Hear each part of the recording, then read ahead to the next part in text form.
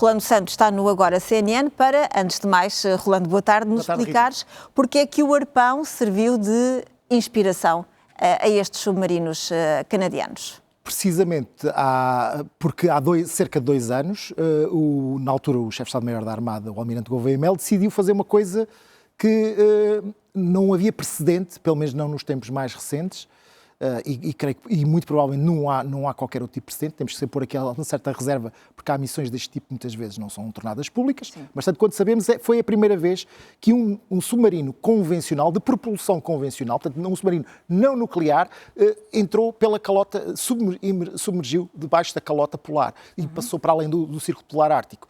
E, portanto, isto foi feito pelo NRP Arpão, pela primeira vez, tanto quanto sabemos.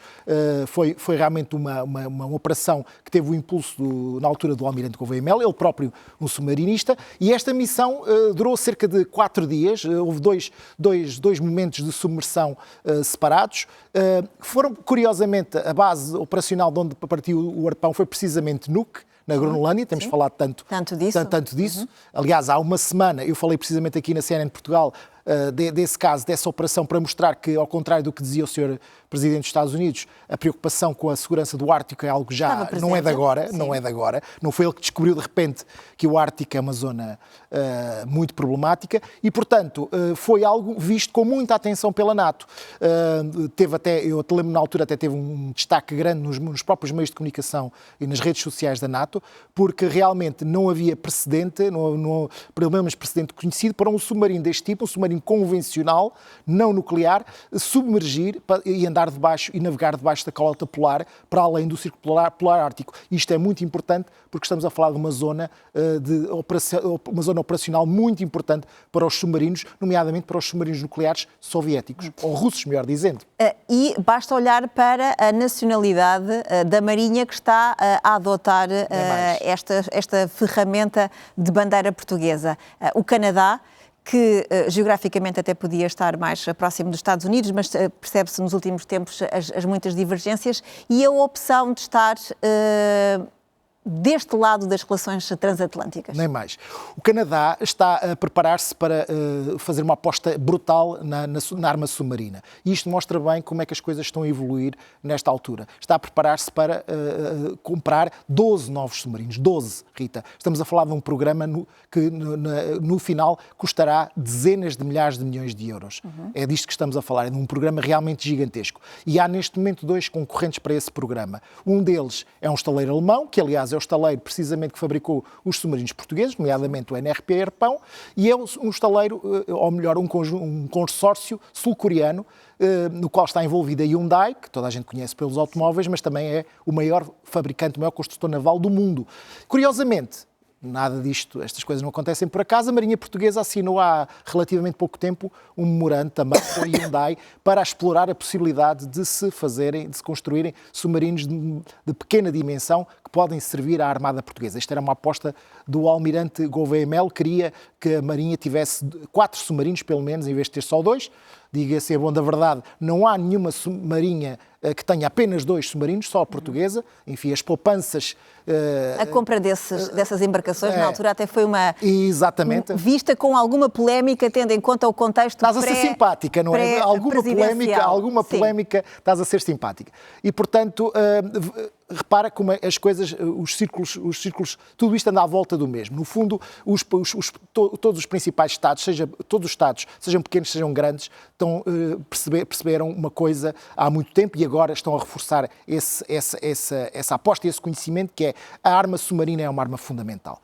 E, portanto, é uma arma que permite um grau de dissuasão a qualquer inimigo absolutamente brutal, porque é uma arma invisível, é uma arma extremamente capaz, em tese pode levar submarinos nucleares. Por exemplo, os submarinos portugueses, que é uma coisa que pouca gente sabe, têm capacidade de disparar mísseis a partir dos seus tubos de torpedos, podem lançar mísseis contra alvos em terra a mais de 100 km de distância, e se houver vontade para isso, mesmo hoje um submarino convencional pode estar preparado para lançar armas nucleares, que é o que acontece, por exemplo, com os submarinos israelitas. Sim. E, portanto, cada vez mais os países estão a apostar nesta arma, porque já perceberam que não podem contar com as alianças com as quais contavam no passado, estão a perceber, portanto, que têm que se armar e têm que se armar com submarinos, que são uma arma de uma dissuasão brutal, especialmente se for associada à arma nuclear. E, portanto, o que nós vamos ter cada vez mais no futuro, Rita, é um aumento enorme das capacidades dos diferentes Estados, dos diferentes países, na área submarina e na área nuclear. As duas coisas vão andar de mão dada. E tendo em conta que Portugal, de alguma forma, foi precursor nestas ferramentas que agora vão ser adotadas pelo Canadá, o país ganha alguma coisa com isso? A Marinha ganha alguma coisa com isso? Economicamente, eu diria que não. Ganha em termos de prestígio, sem dúvida. E como eu já disse, a missão do Arpão, há 2 anos, foi vista com muita atenção dentro da NATO e não só dentro da NATO. Repara, quando se consegue pôr um submarino de propulsão convencional, estamos a falar de um submarino com o sistema AIP, Air Independent Propulsion, ou seja, consegue, sem ter um reator nuclear, consegue mesmo assim estar 3 semanas debaixo d'água. Pelo menos 3 semanas debaixo d'água. E consegue estar e ir até profundidades de 400 metros. Quando se consegue ter um submarino desses e se consegue pô-lo a navegar com segurança, como foi o caso do NRP Arpão, debaixo da calota polar, temos a possibilidade por exemplo, de atacar diretamente os submarinos nucleares russos, lá estou eu com os soviéticos, porque será, os submarinos nucleares russos, precisamente quando eles vêm em trânsito, eles utilizam muito a zona do Ártico para poder chegar às suas zonas de lançamento dos mísseis contra os Estados Unidos e contra a Europa. E, portanto, isto significa que a NATO passa a ter uma quantidade muito maior de meios para poder atacar essa ameaça em caso de guerra. Porque até agora o que é que tínhamos apenas os submarinos nucleares a poderem fazer guerra a outros submarinos nucleares nesta zona. Com os submarinos deste tipo a poderem também atuar, já aumenta-se muitíssimo a capacidade da NATO, a capacidade de defesa neste vetor. Portanto, é também uma resposta, como tu dizias logo no início, a Donald Trump,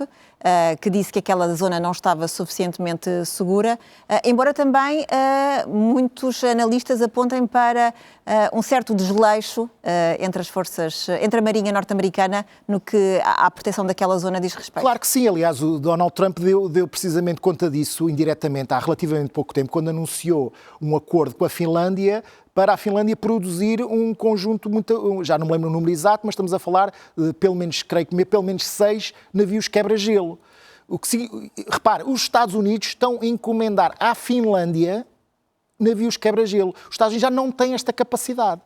São os finlandeses que vão dar uma capacidade absolutamente vital para se poder navegar no Ártico, dita a lógica, não é? Claro. É preciso haver navios com capacidade de romper o gelo, para os outros navios que não têm cascos reforçados poderem navegar.